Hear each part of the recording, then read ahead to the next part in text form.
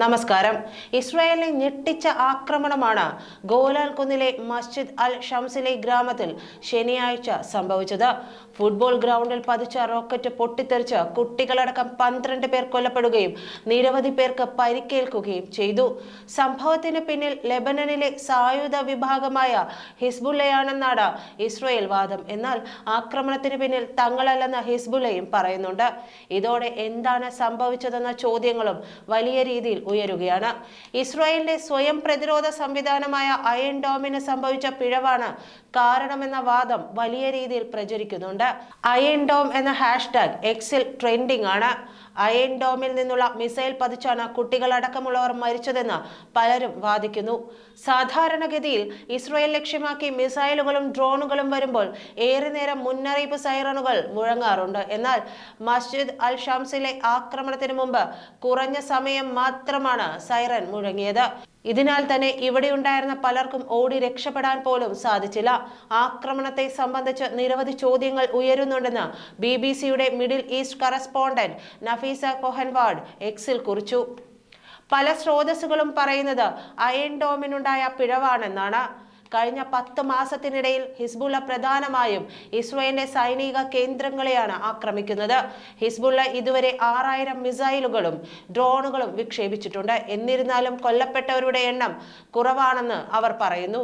തീർച്ചയായും ഇസ്രായേലിന്റെ പ്രതിരോധ സംവിധാനങ്ങൾ വലിയ പ്രതിരോധം തീർക്കുന്നുണ്ട്.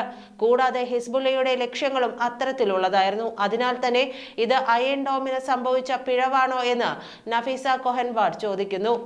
12 പേരുടെ മരണത്തിന് കനത്ത വില നൽകേണ്ടി വരുമെന്ന് ഇസ്രായേൽ പ്രധാനമന്ത്രി ബെഞ്ചമിൻ നെതന്യാഹു സംഭവത്തിന് പിന്നാലെ ലെബനന് മുന്നറിയിപ്പ് നൽകിയിരുന്നു. അമേരിക്കൻ സന്ദർശനം വെട്ടിച്ചുരുക്കിയ അദ്ദേഹം ഇസ്രായേലിലേക്ക് മടങ്ങുകയും ചെയ്തിട്ടുണ്ട്.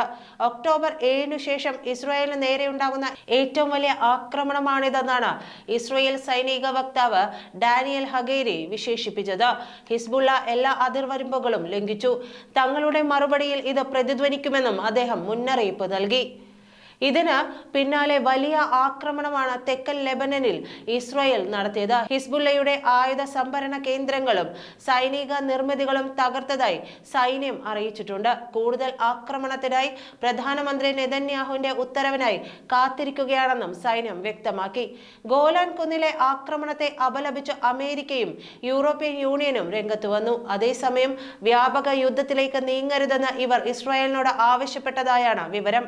സംഭവത്തിൽ വ്യക്തമായ അന്വേഷണം വേണമെന്നും പലരും ആവശ്യപ്പെടുന്നുണ്ട്. വളരെ തന്ത്രപ്രധാന പ്രദേശമാണ് ഗോലാൻ കുന്നുകൾ.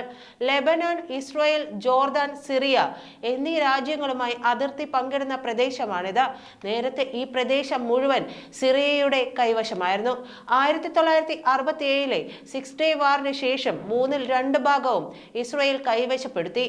1973 ഈ പ്രദേശങ്ങൾ തിരിച്ചുപിടിക്കാൻ സിറിയ ശ്രമിച്ചെങ്കിലും പരാജയപ്പെട്ടു. 1981 ഗോലാൻ കുന്നുകൾ ഇസ്രായേലുമായി കൂട്ടിച്ചേർക്കുകയാണെന്ന് അവർ പ്രഖ്യാപിച്ചു. ഗോലാൻ കുന്നുകളിൽ നിരവധി കുടിയേറ്റ താമസ കേന്ദ്രങ്ങൾ ഇസ്രായേൽ നിർമ്മിച്ചിട്ടുണ്ട്. 20,000-ഓളം അനധികൃത ഇസ്രായേലി കുടിയേറ്റക്കാർ ഇവിടെ താമസിക്കുന്നുണ്ട്. കൂടാതെ 20,000 ദുറൂസ് അറബികളും ഇവിടെയുണ്ട്. ഷിയ വിഭാഗത്തിലെ ഇസ്മായിലി ധാരയിൽപ്പെട്ടവരാണ് ഇവർ.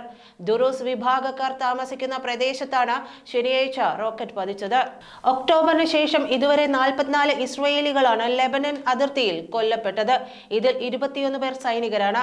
അയൺ ഡോമിന്റെ മിസൈൽ വിക്ഷേപണത്തറ വരെ ഹിസ്ബുള്ള ആക്രമിച്ച് തകർത്തിരുന്നു. അതേസമയം ഇസ്രായേൽ നടത്തിയ ആക്രമണത്തിൽ ജൂൺ 1 വരെ 541 പേർ ലെബനനിൽ കൊല്ലപ്പെട്ടിട്ടുണ്ട്. നന്ദി.